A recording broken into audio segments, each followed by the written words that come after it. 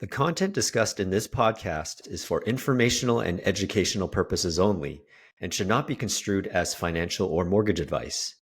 Always consult with a licensed professional before making any decisions regarding mortgages or financial matters. Welcome to the Canadian Mortgage Show.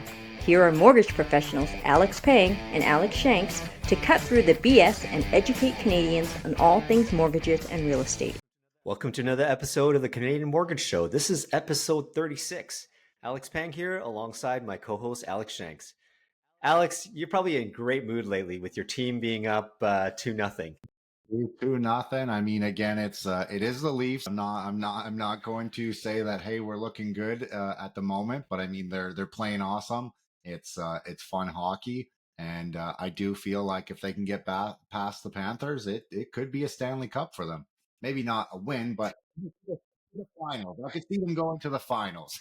I won't say that they're winning fully yet. Yeah, I mean, I have to give it props. Like Leafs historically have kind of been a regular season team, and when the poop hits the fan, they ain't showing up. And the fact that they're up 2-0 on the Stanley Cup champs, and they're gritty. And yeah, just they actually have defense now and everything, yeah. and that was always what was missing.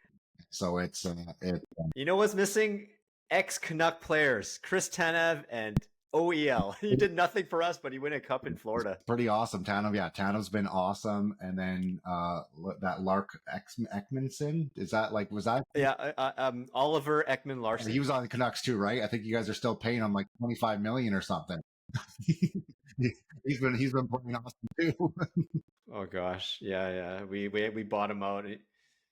Yeah, he's been good. I mean, hey, Willie Nylander has been bringing in the playoffs. He's not just a regular season player. Like Matthew Nyes, even Mitch Marner. It's funny though. I saw about Austin Matthews. Obviously, everyone's saying like, "What's going wrong?" He's not doing good, and what they mean is not scoring goals.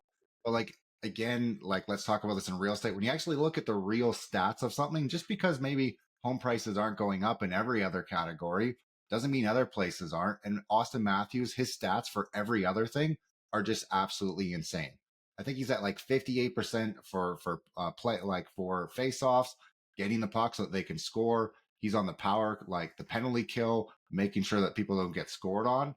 Yes, he's not scoring goals like he usually does, but hey, everyone else is, and he's still helping us win. That's enough of the positive stuff I'll ever talk about Toronto. So have your day, and that's it. I mean, in the meantime, I have no team I'm cheering for in the NHL, so I've shifted to my team to Golden State.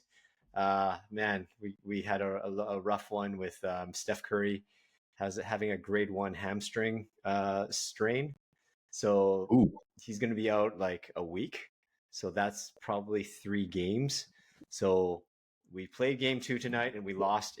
I was kind of expecting it, but the big hope is just getting to the series 2-2 when Steph comes back. So just hold the fort, folks.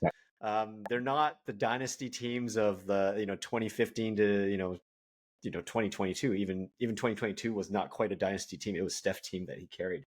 But yeah, I mean, they're in the downward trend of their the golden age of their team. But when Steph comes back, just get it to 2-2. We're still underdogs in this series. Let's see if we can, bring it back and try to squeeze out a series victory here. So yeah, it's hard. Hamstring injuries. That's not ideal. That's not a good one to be having that way.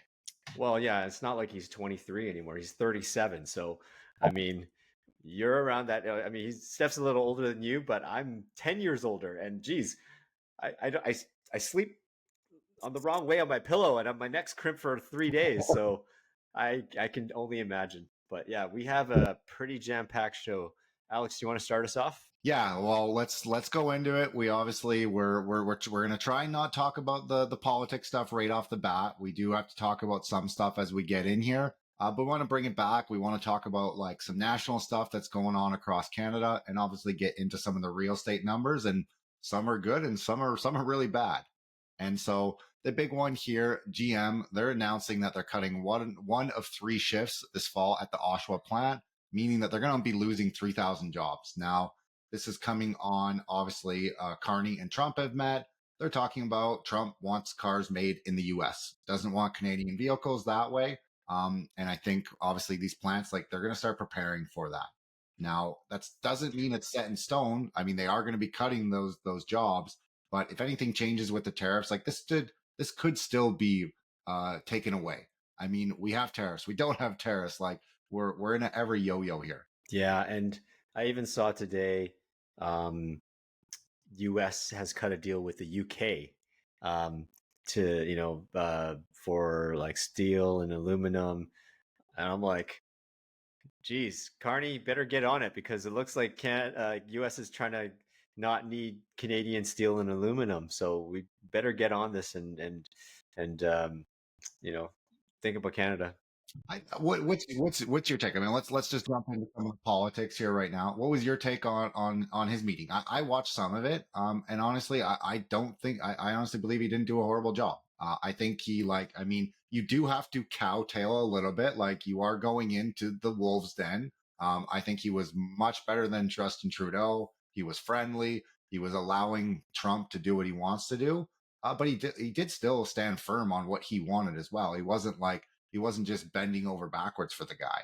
Yeah, I didn't watch the whole thing, but some socials say that they met for 30 minutes and Trump spoke 27 minutes and Carney only spoke 3.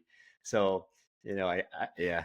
But I mean, that's how Trump is. Like that, it's not like that's not like a Carney thing. That is a Trump thing, and that's where I mean, it's again like you get the social media where it's like, oh, look at this. I saw some people say, hey, look what you did, Canada. You put this guy in. Look how bad he is, and it's like, I mean, like it really wasn't that bad of a thing. It was much better than when Justin Trudeau was there. And I wouldn't say Pierre would have done any better that way. And so it's I think we all need to give him at least some time to show like, hey, is he going to stand up for us? And then, hey, if he doesn't, if he actually starts bending the knee, well, then, hey, I'll be just as pissed. Exactly. So, I mean, we have Carney as the prime minister, and hey, we will be critical or applaud any policies that we agree with. Okay, there's nothing ever personal. It's just we are here for the Canadians, for you and me, for the general public. Do you like this? Is this good for Canada and such? But yeah, I mean, speaking of Carney, I mean, he did mention that he wants to put a cap on the total number of temporary workers and international students to less than 5% of the population by the end of 2027. So yeah, that's a big number. So yeah, we're 40 million as a population, right? So what's 5% of that? That's 2 million. That's still Yeah. a lot, right? Yeah. And Times.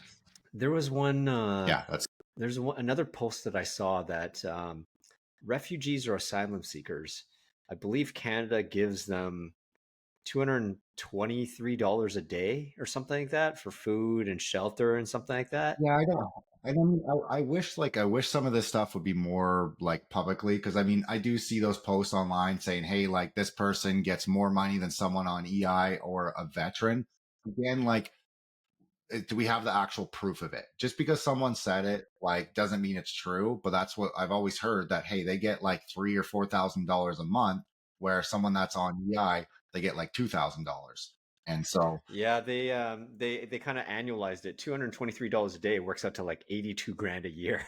I'm like, that's more than the average working Canadian. oh yeah, Yeah, oh exactly. That's yeah, yeah, that's more than the average person right now. yeah. Which kind of goes back to be like every new immigrant. Of course, they vote Liberal because they give them a whole bunch of money coming into coming into the country. But yeah, I mean, moving on, we promised we're going to talk about politics here in the end, so we're just going to keep to that.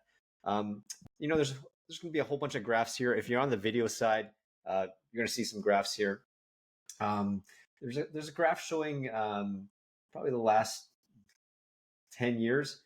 Credit card and auto loan arrears are rising sharply among Canadian non-mortgage holders, i.e., mostly renters. What does this tell you, Alex? Oh, I just mean we've indebted ourselves in Canada, and I mean vehicles and the ways that people are able to get like approved for like a $100,000 truck loan, but can't be approved for a $200,000 mortgage. Like there's issues with that. And I mean, we've clamped down so hard on mortgages. I personally believe that we probably need to start clamping down on the auto industry. Like, how are we giving people this much money? Credit cards too. How is someone getting access to $20,000 if they already owe $20,000? Like, why are we making it so easy? And again, the banks love it. It is the most profitable thing in the world for them. Yeah, auto loans and credit cards is the wild, wild west. Recently went in. We changed cars because we didn't talk offline, but I guess I'll share it live here. We had a car. It turned out to be a lemon, and thankfully, the dealer, we were within the 90-day powertrain warranty.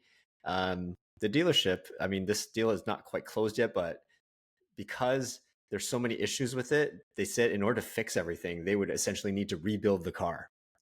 And I guess they decided it wasn't worth their, worth doing it. And I guess they just decided that we're just going to buy back the vehicle. My first thought was, okay, we've driven the car for 6 weeks. Are they going to depreciate it and give us back 60 cents on the dollar? Even if they gave us 60, 70 cents a dollar, we were kind of done with the car. So we would have just taken it and just, man, it would be a $10,000 mistake. But the sales manager said, we will give you a full refund. I'm like, that's hot dang, hallelujah. Let's give a shout out to this auto company. Yeah, right, it's Richmond Acura. So give a shout out. Like, the deal hasn't closed yet. We're supposed to meet with the sales manager in the next couple of days to get our money, exchange the keys, transfer title back. But it kind of goes to show, like, buying a used car, we were thankful that we bought at a major dealership, not these used dinky Alex Shanks used auto, the slimy guys. Oh, I got good deals there, man.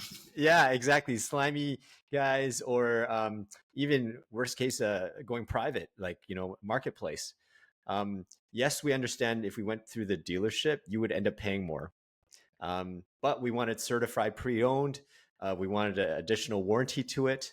And turns around, we ended up getting another car. And speaking of which, we're getting financing. And my goodness, it is the Wild Wild West. Because even though mortgage interest rates have come down, auto finance rates has not come down yet. Not for used cars. The new cars, we're seeing rates around 299, 399. That's kind of like where it was before the whole COVID emergency rates. Used car rates, we're talking like 799 to 999. I'm like, really? And I've talked to the finance manager, and being in the finance industry, I was just telling basically how it works. He's like, yeah, we get calls from clients whenever the Bank of Canada drops rates. Oh, hey, are auto finance rates going down? No, it doesn't work like that. So you should call them there when you do have it, just a joke, and say, hey, I hear the Bank of Canada decrease. Are you giving me a rate decrease now? Yeah, I thought at worst it might be a 6-month lag, but it just hasn't. And the way they explain it is the rates are lower for brand new cars because a lot of times it's promotions from the manufacturer, and they just want to push out the new cars. Whereas the used cars, well, they know it's going to be a longer time too. Like a vehicle, they'll finance it at 200% of the value, knowing that they're going to be able to churn it. Like, you'll buy the vehicle, someone else is going to buy a vehicle, another person is going to buy a vehicle, and I mean, it just gets financed over and over, and that's why they're willing to do it. And it's crazy. I have to say, like, it's easier to get a car loan because, like, if you were to get a mortgage, we needed full documentation, pay stubs, tax returns, bank statements, everything. It's almost like left kidney, right nut, whatever. With auto, you just need to, it's all verbal. So you can say whatever, how much money do you make? Oh, I make $250. Yeah. Because obviously they want to sell, and all they need to do is pull your credit. And yeah, that's the credit is all they care about. And I mean, they'll still give it, even if they'll give it to you with zero credit, but just going to be high interest rate. And that's where it's pretty sad what they can prey on for people too. Yeah. So especially us in the mortgage industry, we follow these debt ratios. They don't follow those debt ratios for auto finance. So just because you can get a car loan, folks, doesn't mean you should. So you like they're in charge of trying to sell you a car. So I have this. I think I told you the story, but my barber had one of his customers. He has $130,000 like Denali, but he only makes 60,000 a year, and he lives at home with mom and dad. What's his monthly payment? $2,000 a month. That's insane. That's insane. Like it's just like that's just doesn't it that should not be allowed. Yeah, and even my barber, he's not in finance, but you can do the math. I'm like, how much do you take home from a 50 or $60,000 salary? Like, you take home maybe 40, right? So that's what 3,500 a month.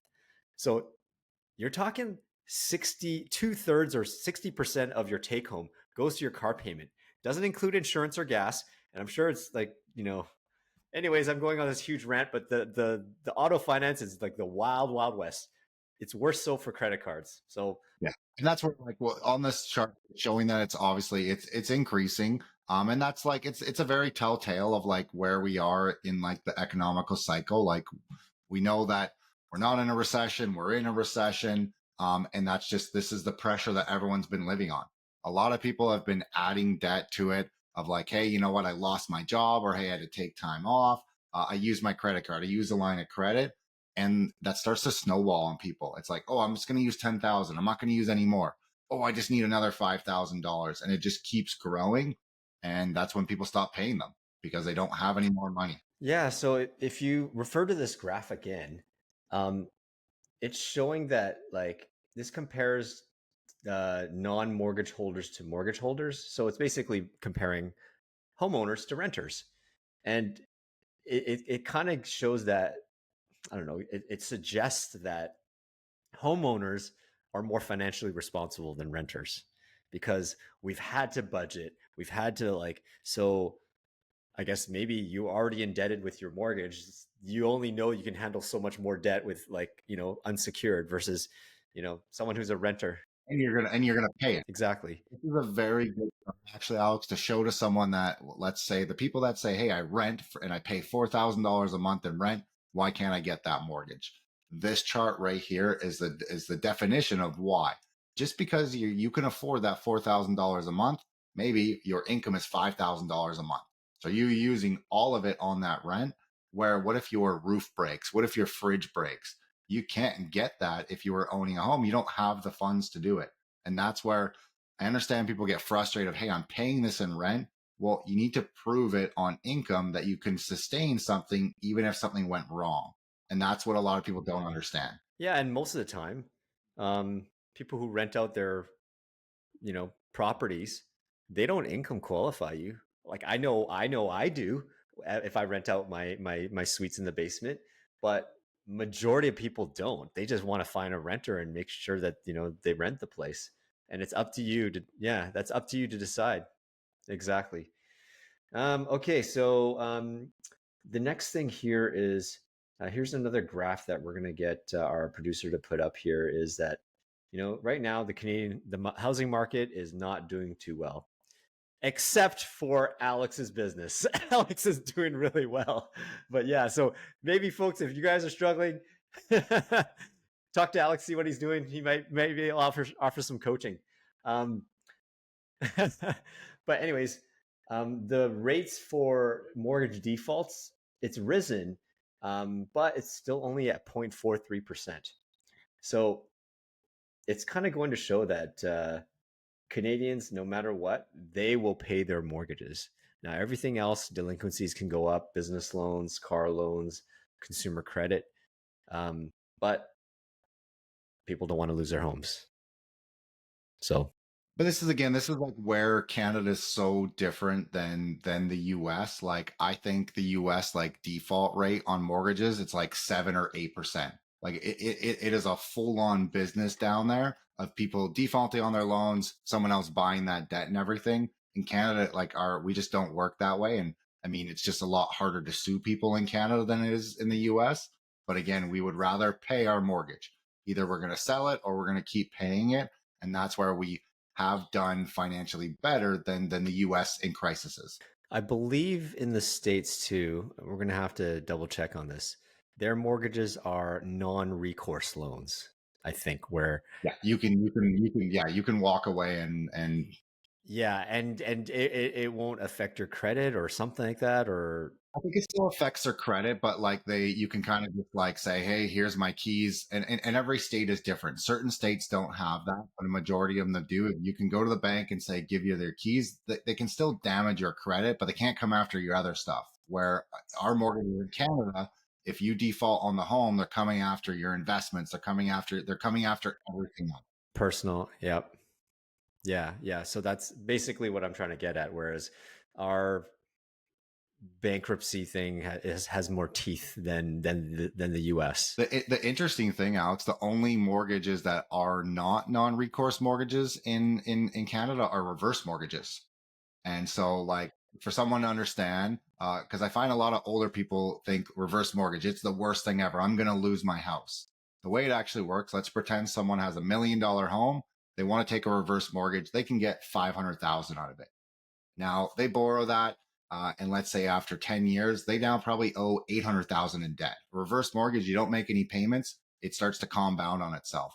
Let's pretend the housing market completely crashes. That home drops from $1 million, and it's actually only worth 600,000 now. But you had $800,000 in debt. The bank can't come after anything else. All they can come after is the sale of your home, and all they're going to get 600,000, even if you actually had accumulated 800,000 in debt. Other mortgages are not that case. They'll come after everything. Yeah, and I guess the premise behind that's why reverse mortgages, like I've done some training on it as well. Very risk. They're very risk. Like they know Yeah, what. they're very safe. That's why they don't go as high. The numbers, the term is called loan to value. They don't go high on the borrowing limit. They limit to around 50, 55%, maybe 60 in some cases, but I think it's around 55%. Yeah, and you have to be old. It's age based as well. The older you are, the more money they'll give you. Like even though you said that example where real estate would drop like 40%, I mean, it's not likely in Canada.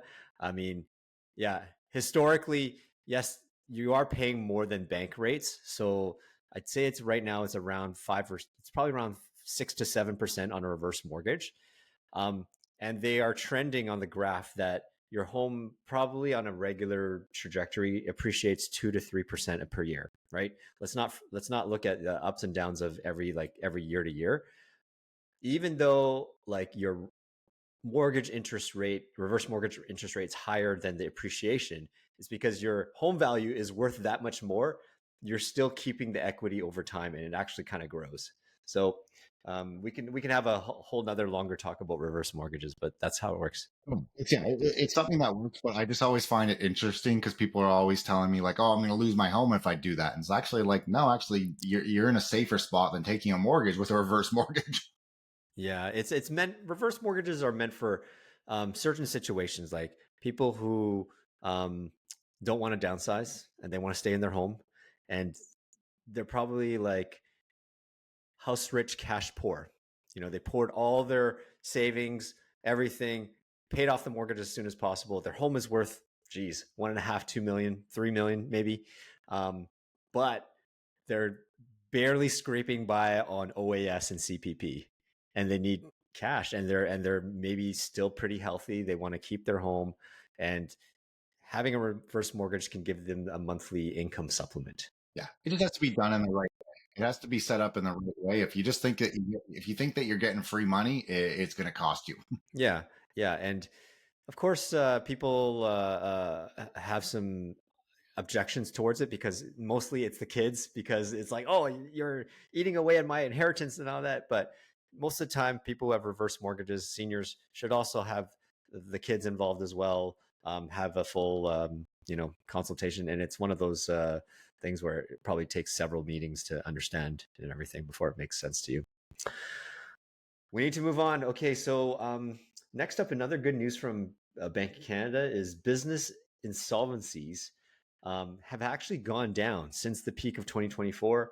2024, I don't know why it was, but I guess it was a run up of all the higher interest rates, and that was probably the time where the SEBA loans had to get repaid as well, right? Essentially, yeah. I mean, I haven't. Most people, I had a lot of people I helped get rid of those. Like we did pull equity for homes and everything to make sure that they weren't going to get dung by the extra cost. Because if you repaid it by a certain date, you only had to pay half of the loan. Where if you didn't repay it, you'd have to repay the entire thing. And so, yeah, I mean, businesses were definitely failing because of that. And I mean, it's also just a different, like a lot of businesses like boomed during COVID, and then it's like, well, these businesses actually aren't actually profitable now. They only were profitable during COVID. Oh, like what, Peloton? or Did you see? I saw Weight Watchers. It's claiming bankruptcy. It is Weight Watchers is done, and it's Ozempic is really what took it down. In the U.S., this is the first year that they're actually declining in weight in size. Well, it ain't a healthy decline. It's all drug related, and maybe Weight Watchers. I mean, they couldn't afford to pay. Who was their spokesperson? Was it Oprah that they paid? Yeah, back in the day, paying tons of money and all that stuff. So, but yeah, that's good news. Good news for businesses that are not defaulting or not dissolving. Again, this is what Bank of Canada is looking at for when they're looking at like dropping rates. Are they going to drop rates? Are they not? Again, this leans to more of like, yes, we do think rates are going to come down. It's just not going to be as aggressive as it was at the start of the year. It is. There's more. Our economy is more baselining now. Before it was like, holy crap, our economy is going to be destroyed, and it's more at like a baseline now. A few things here. There's some kind of like TD Economics mentioned that the GTA, man, they are experiencing a reckoning right now. So they're going to be dropping, especially in the condo townhouse market. Yeah, it's going through a bloodbath. They're estimating it'll drop another 10% this year, as home sales fell 23% in April. Buyers sitting on the sidelines amidst the whole, the trade uncertainty. Listing surged 54%. Average prices dipped only 5.5% to 1.1 million. So not great news for homeowners. Good news for buyers. But it's just crazy. It's like that April, like it's compared to last year, like it's down 23% compared to last year, which is pretty crazy. I mean, yeah, and even last year wasn't great. Exactly. That's like we're talking like 50-year lows at this point for Toronto, and was the writing on the wall. Like again, like that the scheme of just buying these small condos, like it wasn't going to go on forever. And that's where like there needs to be a better setup. Not just building the smallest condo, sell it, try and make it a rental property. I mean, I saw one guy on social media. He walked away from what it was like $1 million worth of deposits on like 4 different condos because he's like, well, I'm not going to do this. I'm not going to cover it in rent. I'm going to be more negative there. Yes, I could maybe finance it. The banks are telling me they'll give me a blanket appraisal, but he'd rather just cut the losses right now, walk away from it. Yeah, and then I mean, roll the dice on the developer suing them for the deposit, right? And I think we talked about it before too, where I mean, there is a cost for developers to litigate, and my goodness, like what was the stat? I mean, like was it like 20 to 30% of pre-sale buyers are defaulting? It's higher in the GTA than in Vancouver, but yeah, like some developers are choosing to try to settle with them, or hey, can you close on this if we lower the price? Like not publicly, but just between you and us, can we lower the price? At least it's more worth it for them to do it that way. Some other news coming out here is our home ownership rate has been declining this past decade. I mean, it doesn't take a genius to show that it's been declining because it's just become way too hard to qualify for anything. Incomes are not keeping up. It's detached from home prices. Probably it started out like maybe 10, 15, probably 15 years ago, right after the global financial crisis. It was flat from 2010 to 2015. And when, foreign capital started coming in, the world opened up and housing got treated like a stock. Yeah, and that's where it's our biggest GDP maker in Canada. Mm-hmm. Here's an interesting one. Do you want to touch on this, Alex? Yeah, this one, I mean, this is one that we had kind of talked about before, and it's with the big seven banks with remaining mortgage amortizations. We have to remember, majority of all the big banks, when you had their variable rate, it was a static rate mortgage. So even though the Bank of Canada was increasing the rates, their interest rate was not going up. Their payment was not going up. Their interest rate was, but on the other side, less to principal, more to interest, extending their amortization.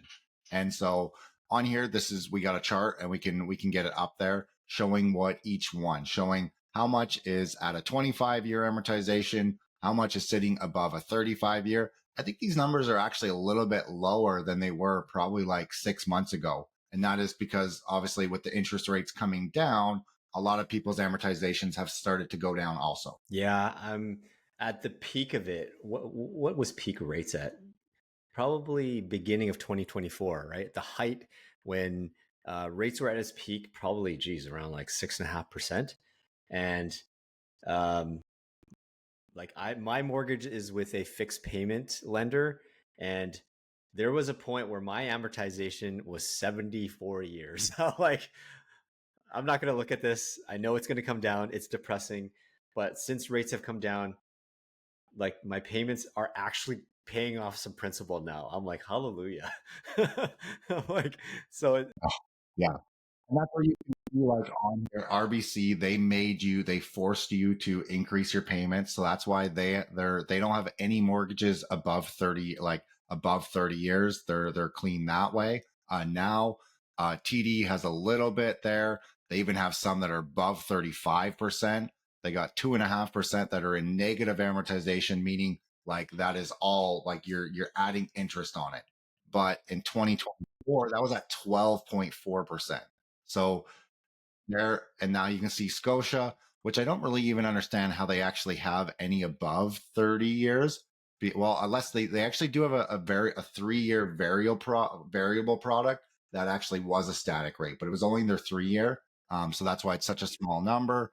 And then, yeah, the other big banks like CIBC and BMO, they're both at 6.1 for a being greater than 35, and CIBC at 5.7. And those are the people that are really going to be hurting here. Like their mortgages are going to be coming up for renewal in like 7-8 months, and it's going to hurt for them. yeah, the big ones that are fixed payment variables, TD, BMO, and CIBC. Yeah, some people have chosen not to increase their payments when they hit the trigger, and yeah, so I mean, their day is coming where it will get reset when they're up for renewal, and they'll have a choice to increase their payment, or if they can't handle it, they might be forced to sell. Yeah, well, that's the scariest thing. And now I would say, like, on the insured side of mortgages, like the mortgage insurers were coming in and actually extending people to 40 years when this was happening. Again, that's probably going to be something that's going to happen here, depending on where people are. Like the banks don't want your home. Like that's people like don't think this. Like the bank does not want a house on their books. They want a mortgage. They don't want the house, and that's where they're going to do everything they can to really work with people. And so reach out to like your bank, a mortgage broker to help like figure out what the options are. Don't just think they're like, oh my God, I'm done. I'm going to lose everything. Like they're not going, they're going to work with you of trying to find ways to make it so you can either keep it or what do you need to do. Yeah, exactly.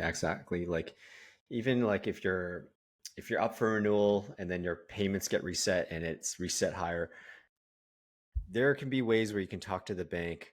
Let's say you went from 30 to 25. You can talk to the bank to bring you back up to 30 years. And it doesn't involve having to requalify. It's like, like it's just basically talking to their mortgage department. You might have to talk to a special department for those cases.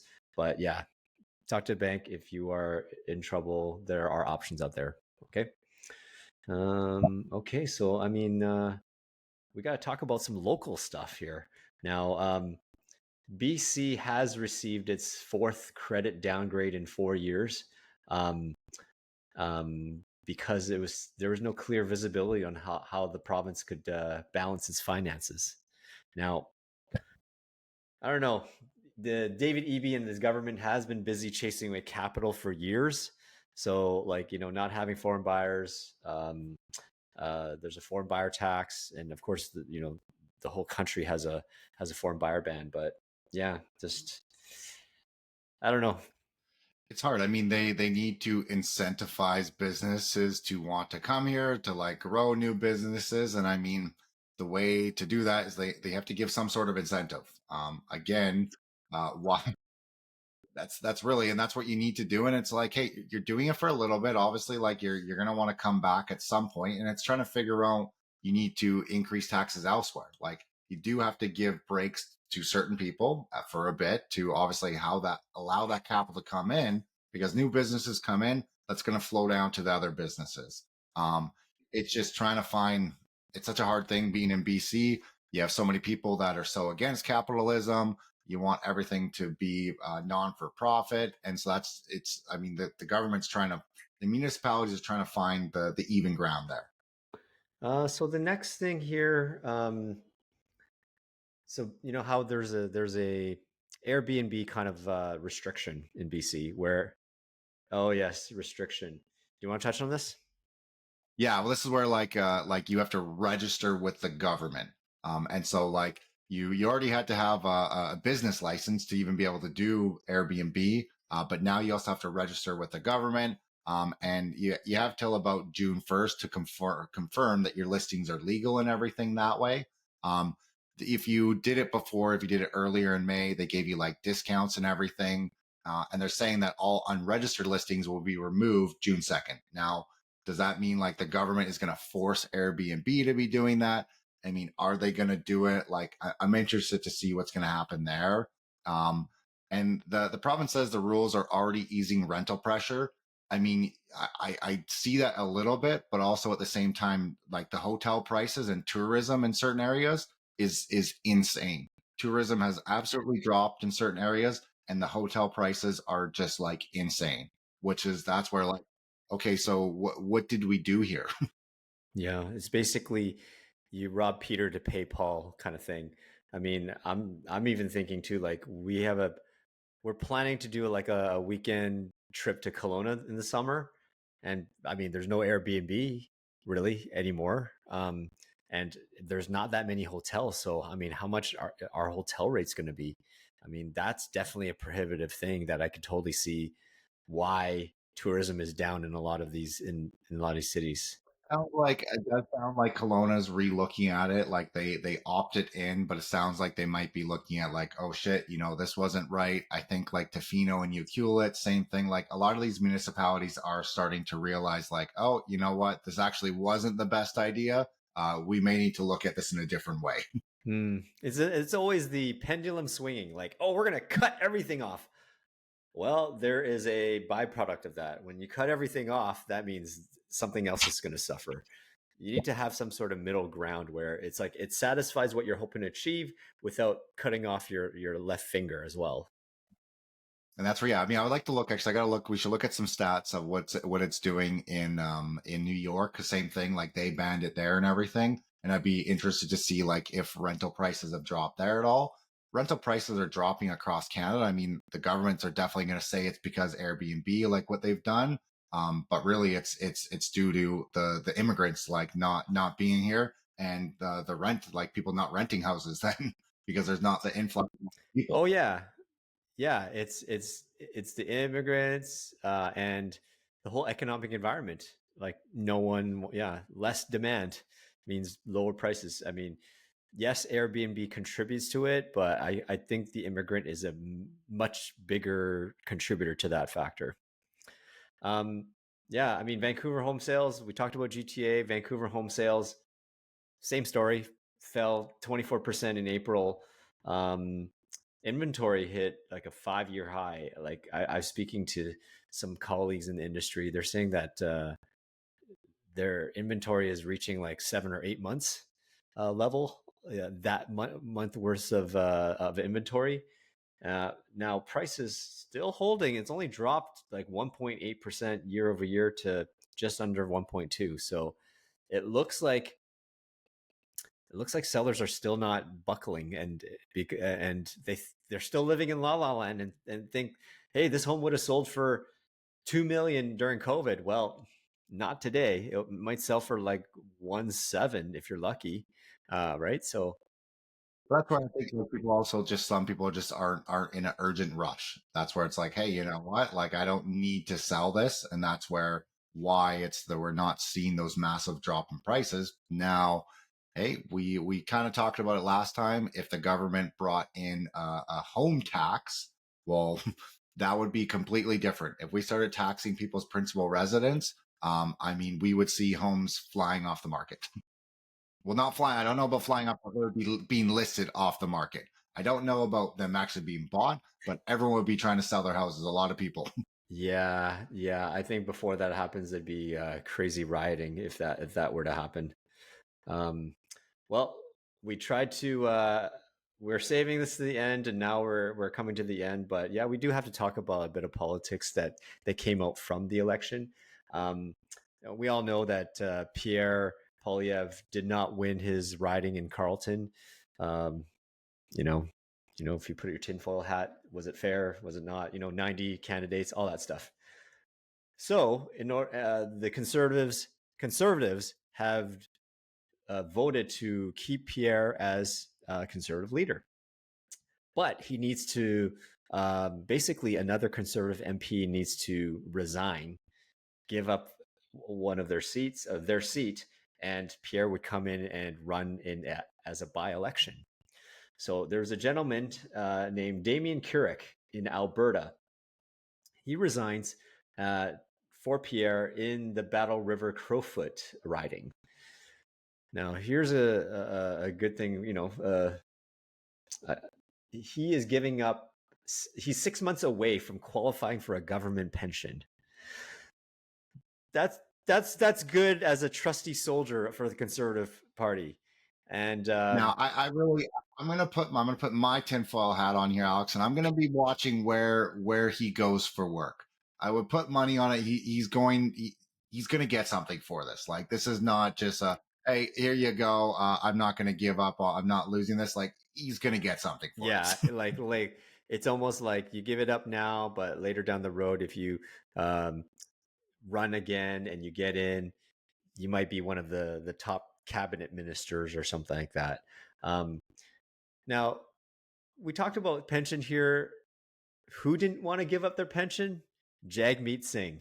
Now, that's something that he couldn't do for, and all that. So we've talked about it, on end and stuff like that. So yeah, and that's where and again, Mark Carney did say like he's going to rush, like he's going to get the by-election to happen quick. So I mean, it's again even for like Canada to be united, like what they're showing that way is like, hey, you know what? Yes, you didn't win, but hey, we all need to be working together here. For one, like we're more or less battling the U.S. Like that's really what the focus is on. And so again, it is good to see that like we're not just like kicking people while they're down, like they are trying to work together here. Yeah, exactly. So remember how we were talking about, is this election interference, or there's some groups that are trying to mess up the system? There's a longest ballot committee that people are receiving these emails that are trying to flood this Battle River Crowfoot riding with 200 candidates to mess with like I understand you might not agree with them. Like, folks, this is a free country. If he wins, he wins. If not. Like, why are we? Is he that much of a threat that you need to like? Is this like what do you make of this? Yeah, and that I mean, like that right there, like the stuff obviously where is other riding. I take my tinfoil hat off on there. Like I'll be like, hey, 90's a lot, but like, man, if this happens, if there's 200 people in his riding, like this is like there's something wrong here. Yeah, there needs to be some sort of election reform where there needs to be a limit on how many independents can run. 100%. It has to be for a reason. You have to have been doing this for a year. You can't just like sign up and say, hey, I want to register. Yeah. And then I just want to flood this ballot thing so that people get lost and just confused and stuff. And then, or maybe increase the requirements. Like, the cost to run is, I don't know, 50,000 or something like that. I'm like, sure, you want to put 50,000 times 200 candidates? Geez, that's like what? What's my math here? 100 grand, or is that a million? But something big number. But yeah, there needs to be some sort of reform to limit, like, to prevent these kind of like interference, essentially. And then, yeah, the other one was we got some other news is there. And even like after, I mean, it got even worse for the Conservatives out in Ontario. Is they actually, there was a riding that they thought they had won, and then it actually ended up flipping over to the Liberals after like the vote validation. Yeah, so Liberals are now up to 169 seats. So they really only need to convince 3 NDP or whoever to walk over to their side, and they'll get a majority. Now, we'll see if that happens. I've watched, what's that show? House of Cards on Netflix. I've heard that it's pretty close to politics on how all this politicking works. But I mean, we'll see. I have seen too, like, there's a lot of like Elections Canada did come out that there were some inconsistencies, or there's some ballots in BC that were invalidated. There was like 800 votes. I'm like, how does that happen? Where like people advance voted and they didn't make it to the office in time, therefore that box is invalidated. This election only runs once every 4 years on average. You have one job to do.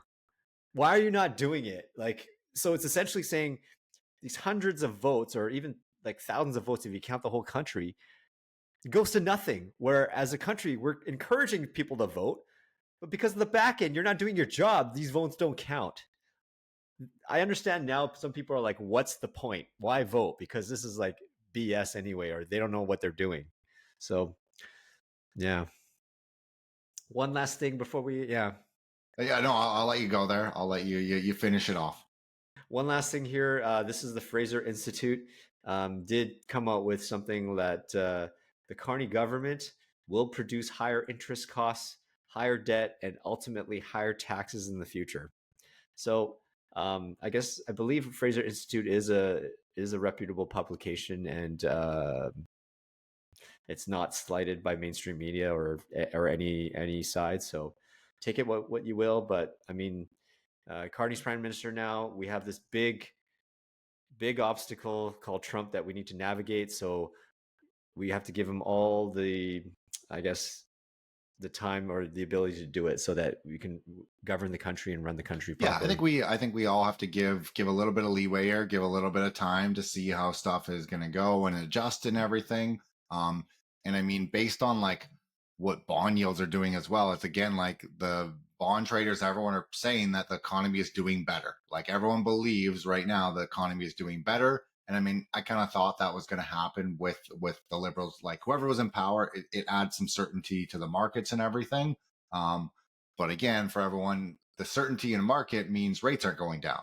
And so that's where you're going to have some people that are happy of like, hey, are we in a more like transition now? Like we're going to go back to prosper. At the same time, that means rates might not go down lower.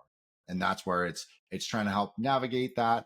I still do think variable rates are going to come down a little bit more here this year.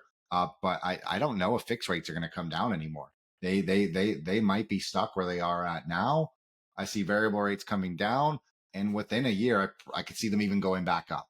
And that's going to depend on what happens with tariffs. Yeah. I do see variable, like a lot of economists are projecting rates to come down, like the variable side, another 0.5 to 0.75%. So I can see that there's more certainty. You're right on the fixed. It did come back up, but we said before it can come back down again too. So I'm still betting that fixed rates will be in the 3s again by the end of the year. But well, I look forward to it. For one, we're going to be having I haven't passed a year for our show, but I'm looking forward to us to go back to our New Year's podcast and see what we both said for what we thought everything was going to do. Yeah, absolutely. Well, this has been a great show, folks. Thanks for tuning in. Again, please like, subscribe, and share. Give us a 5-star review. For those listening in, thanks for tuning in. We appreciate your support, and we'll see you next time. Talk to you later. Now, if you enjoyed this episode, make sure to like and subscribe. If you're listening on Spotify or Apple, make sure to follow us. Please give us a 5-star rating. You can even send us an email because we want to know what you guys want to hear about. That's what we're here for. Reach out anytime.